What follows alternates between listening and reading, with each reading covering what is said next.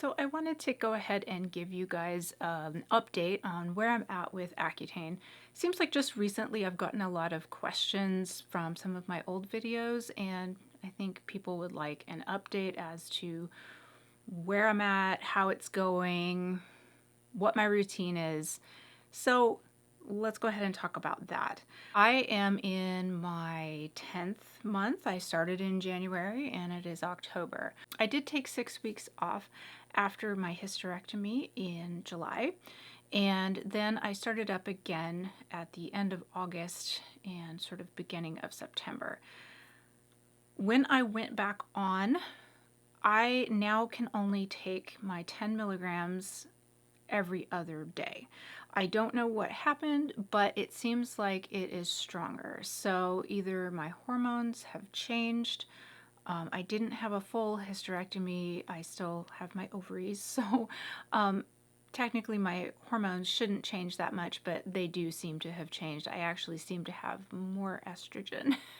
So you would think that I wouldn't be drier, but I kind of am. So there's definitely some sort of adjustment going on right now, but I feel like after going back to my original routine, I changed some of my skincare.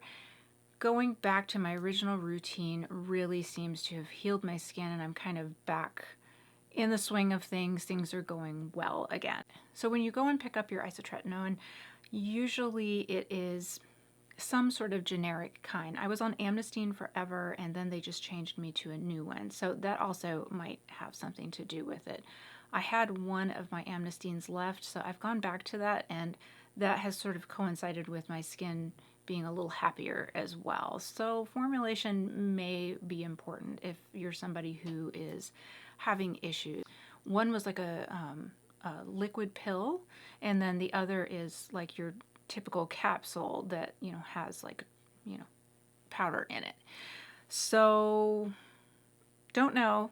All of these things may be contributing to it, but what happened was in September, as I was really getting it back in my system and I was taking it every day, my skin started to get really, really bad again.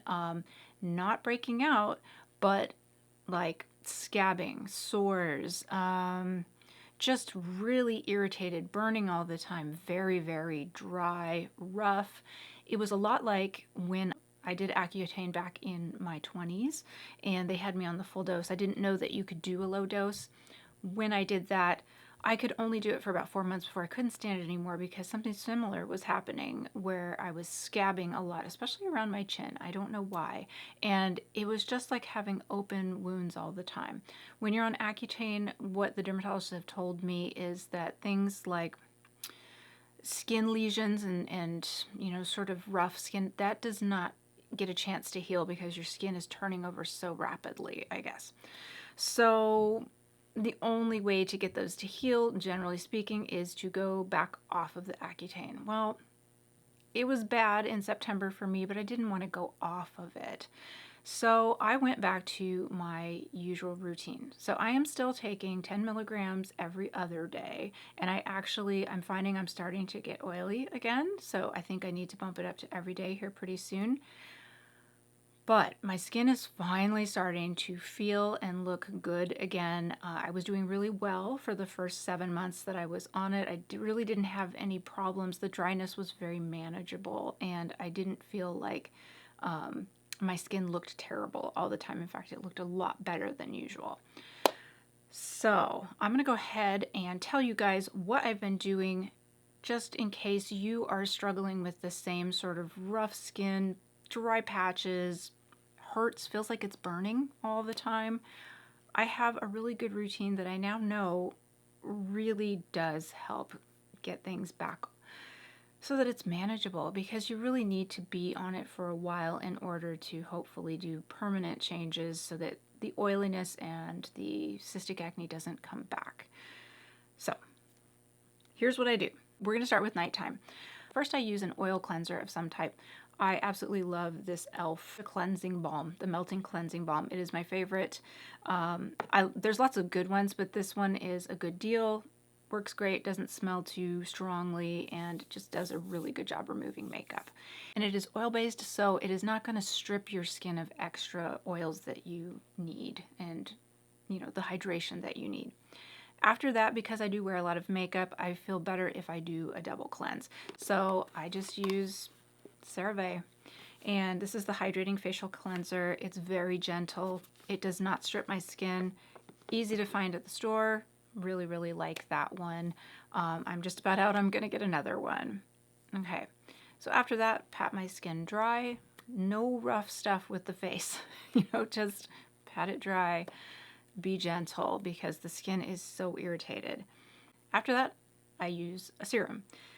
This one's expensive, but because my skin got so bad, I really felt like I needed an extra good hydrating serum. This is the Dermatology Needleless Serum. I'm sure you've probably heard of it. You have to order it from Dermatology.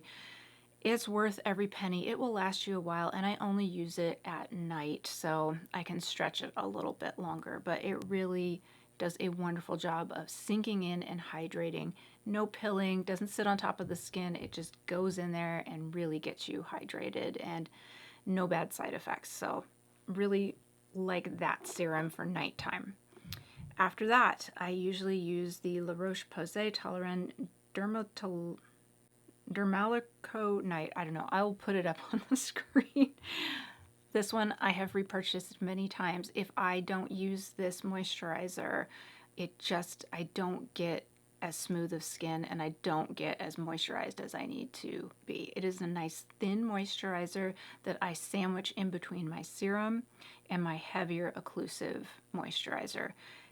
This one is it's just right. And I think it's around $33 or so. It's not cheap for such a small bottle, but you don't need a ton. And again, I only use this at night, so I can highly, highly recommend this.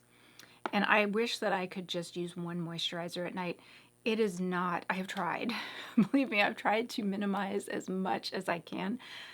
One moisturizer is not enough for me with my skin being this dry.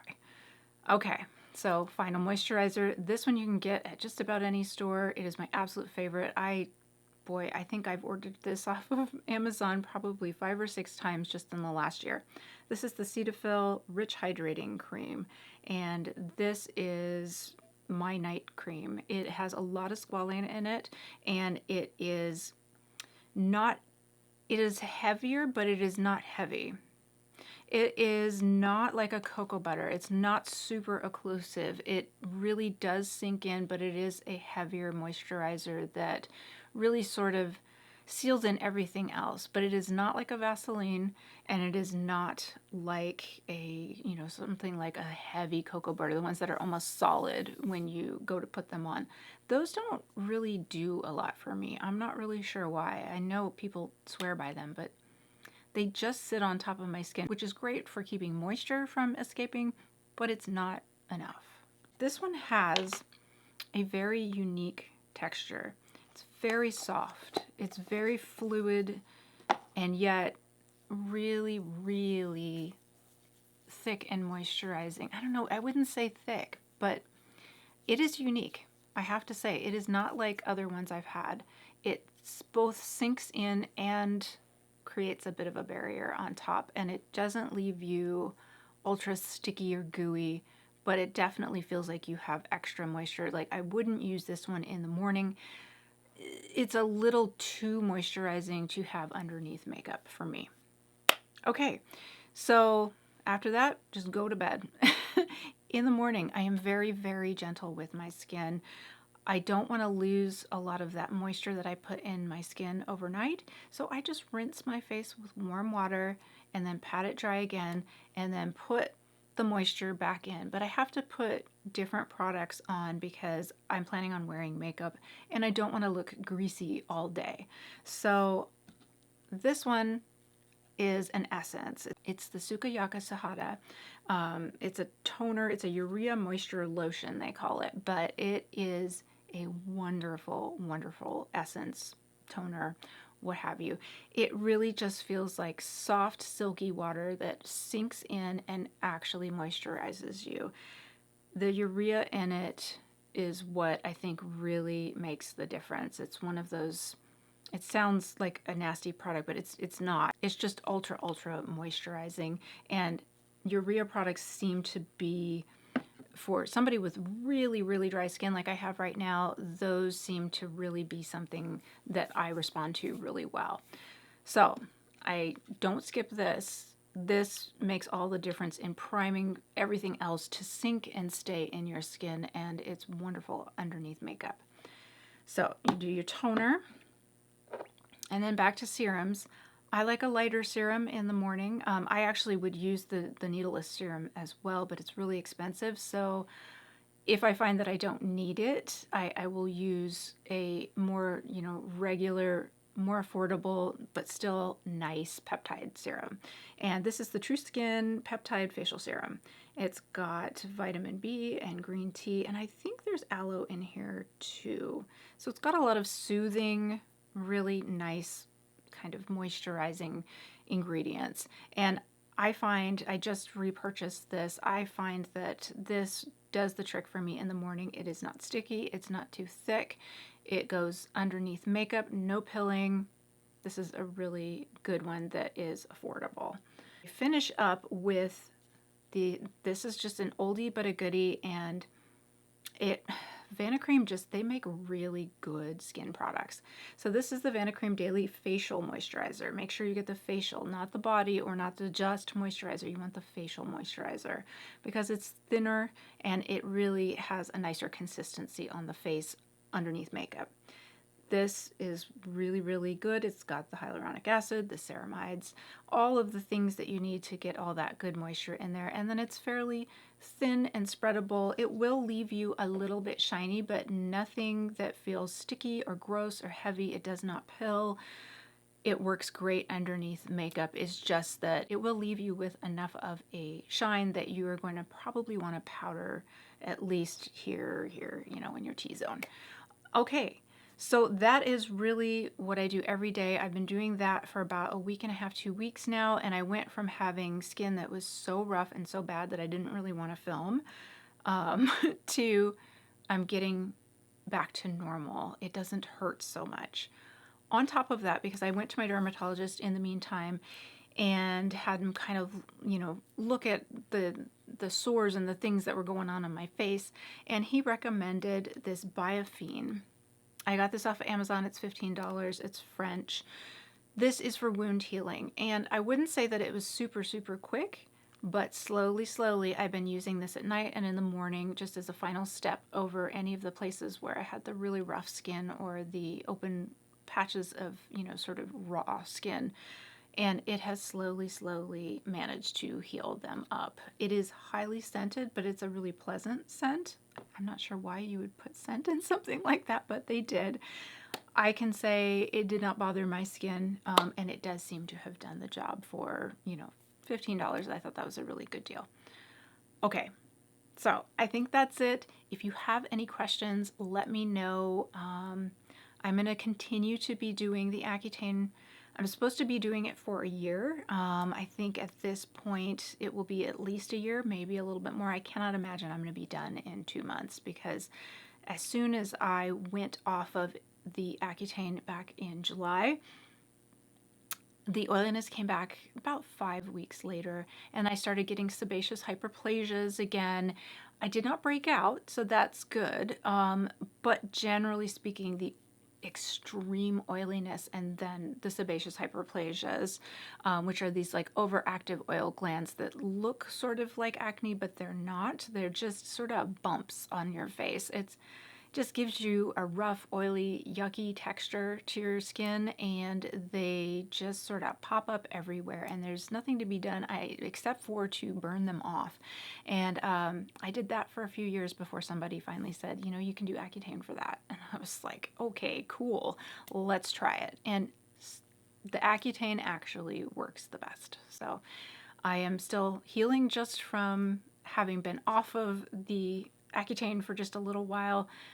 I was getting sebaceous hyperplasias again, and they're subsiding now, but I cannot imagine I'm going to be done anytime soon. So I know that that is sort of a big, long routine, all of the different products that I mentioned, but for me, who really wants to stay on the Accutane at a low dose for a long period of time, it makes all the difference as to whether it is tolerable or not tolerable. Okay, so again, if you have any questions, leave them below. Do me a favor, if you like this kind of content or you want to keep up with my Accutane journey and you want to share your Accutane experiences, then go ahead and please like and subscribe so that you'll get notified every time I upload a video. Okay, I hope you're having a wonderful day, and I am working on a pretty long video with a lot of different new faves. It's supposed to be faves and fails, but it's really just faves from the last month. So that will probably be up next week. It's taking me a little bit longer to get that whole video together since there's so many favorite awesome things that I want to recommend, and I want to show you everything. So in the meantime, I thought I'd go ahead and give you a little update on how things are going with the Accutane, since there are a lot of you who have been asking me questions lately. I hope you're having a wonderful day, and I thank you again for joining me, and I will see you in the next video. Thanks again.